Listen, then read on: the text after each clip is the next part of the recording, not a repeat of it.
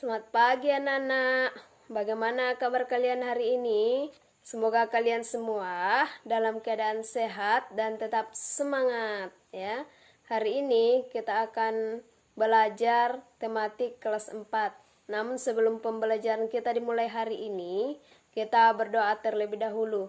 Berdoa menurut agama dan keyakinan kita masing-masing. Berdoa dimulai.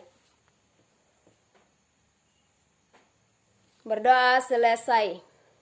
Oke, untuk absennya nanti anak-anak ngisi di link Google Form yang ibu telah share lewat grup WA ya. Kalian absen nanti di situ. Oke, hari ini kita akan belajar tema 3, peduli terhadap makhluk hidup. Subtema 1, hewan dan tumbuhan di lingkungan rumahku. Pembelajaran yang ketiga. Nah, tujuan pembelajaran yang akan kita capai yang pertama, siswa mampu mengidentifikasi bagian-bagian tumbuhan dan fungsinya. Yang kedua, siswa mampu membuat daftar pertanyaan tertulis menggunakan kosakata baku dan kalimat efektif untuk persiapan wawancara. Ya. Pada pembelajaran sebelumnya, kalian telah belajar tentang tanaman. Ya, tanaman bermanfaat bagi manusia. Ya. Sehari-hari kita menghirup apa? Nana, ada yang bisa jawab? Kita menghirup apa untuk bernapas? Ya, betul sekali. Kita menghirup oksigen, ya. Oksigen itu dihasilkan oleh tumbuhan, ya. Nah, oke. Hari ini kita lanjut pembelajaran kita tentang bagian-bagian tumbuhan dan fungsinya. Ya, nah ibu telah mengirim satu jenis gambar tumbuhan di grup WA. Kalian amati gambarnya, amati bagian-bagian tumbuhannya. Ya. Nah, anak-anak, ada yang tahu tentang fungsi akar? Apa fungsinya akar? Ya, akar berfungsi untuk mengokohkan tumbuhan. Ya, betul sekali. Ya.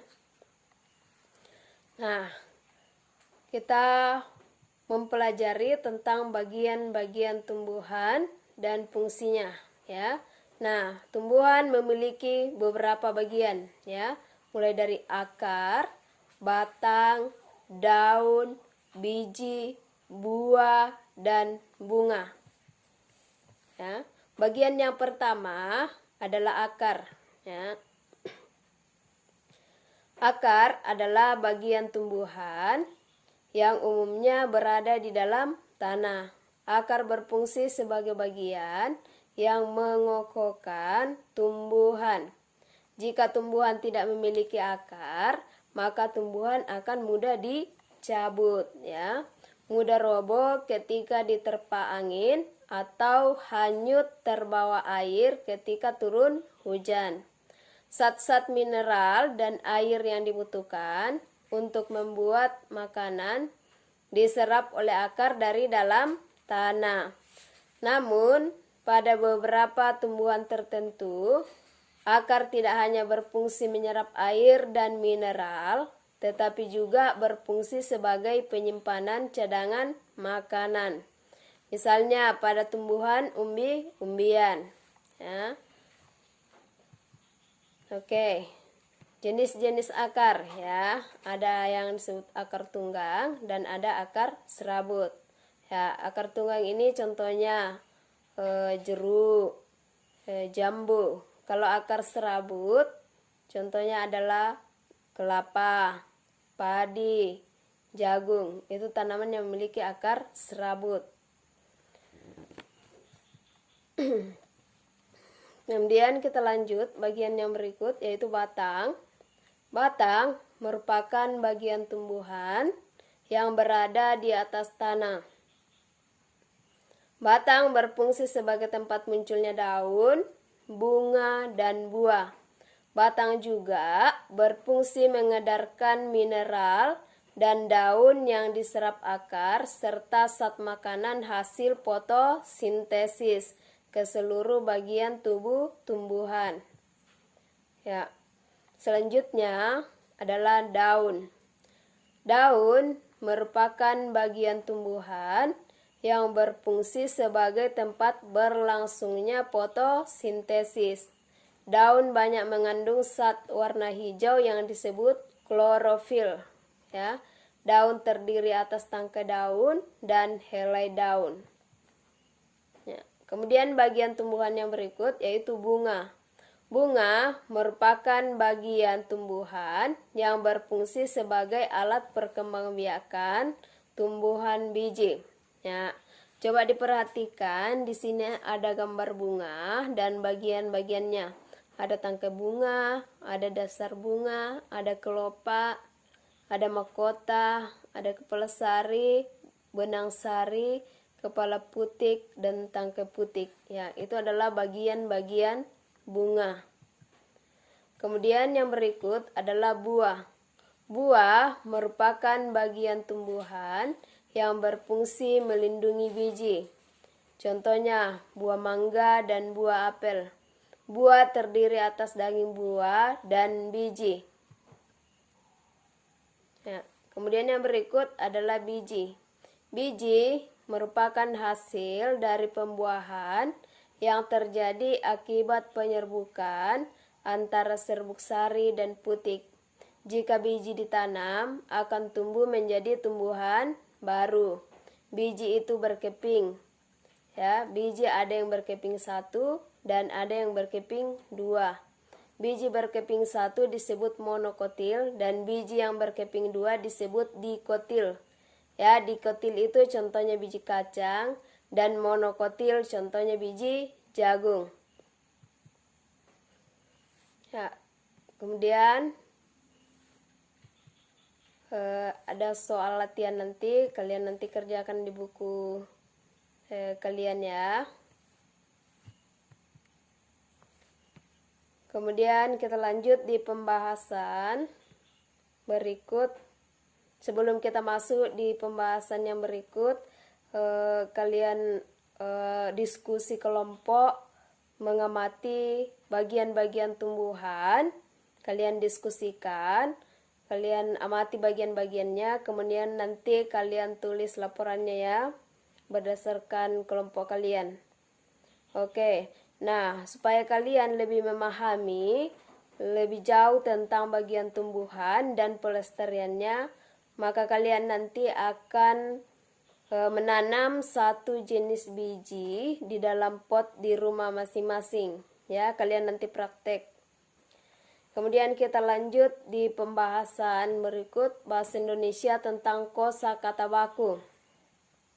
Kosakata baku merupakan kosakata yang baik dan benar sesuai dengan pedoman umum ejaan bahasa Indonesia. Ya, contohnya, contoh kosakata baku. Apotek, ya, tulisannya apotek itu baku. Kalau apotik, tulisannya apotik itu tidak baku ya. Kemudian belum, ya. Kosakata baku kalau belum itu tidak baku. Kemudian besok, ya, besok baku, kalau esok tidak baku. Ya, bisa dipahami anak-anak. Kemudian kalimat efektif. Kalimat efektif adalah kalimat yang sesuai dengan kaidah bahasa, jelas dan mudah dipahami oleh pendengar dan pembaca. Nah, kemudian untuk membuat daftar pertanyaan wawancara yang baik, pertanyaan wawancara yang baik mengandung unsur 5W plus 1H atau biasa disebut adik simba, ya, yaitu mengandung kata tanya apa, di mana, siapa, mengapa, kapan, berapa, dan bagaimana. Kalau kata tanya apa digunakan untuk menanyakan sesuatu hal. Kalau di mana untuk menanyakan suatu tempat. Siapa digunakan untuk menanyakan orang. Mengapa digunakan untuk menanyakan suatu alasan atau penyebab sesuatu. Kapan digunakan untuk menanyakan waktu. Berapa digunakan untuk menanyakan jumlah. Bagaimana digunakan untuk menanyakan suatu keadaan atau cara. Ya. Oke, untuk kesimpulan materi kita hari ini, materi IPA yang pertama yaitu tentang bagian-bagian tumbuhan dan beserta fungsinya. Yang pertama, akar berfungsi sebagai bagian yang mengokohkan tumbuhan. Batang berfungsi sebagai tempat munculnya daun, bunga, dan buah. Batang berfungsi juga mengedarkan mineral dan air yang diserap akar, serta zat makanan hasil fotosintesis ke seluruh bagian tubuh tumbuhan. Daun berfungsi sebagai tempat berlangsungnya fotosintesis. Bunga berfungsi sebagai alat perkembangbiakan tumbuhan.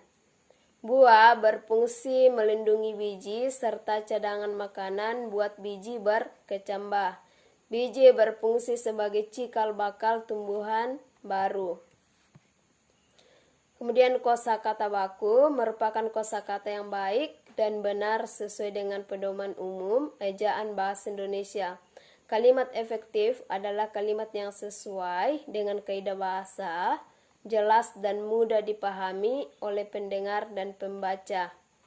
Pertanyaan wawancara yang baik mengandung unsur 5W tambah 1H atau biasa disebut adi simbah, yaitu mengandung kata tanya apa, di mana, siapa, mengapa, kapan, berapa, dan bagaimana. Ya.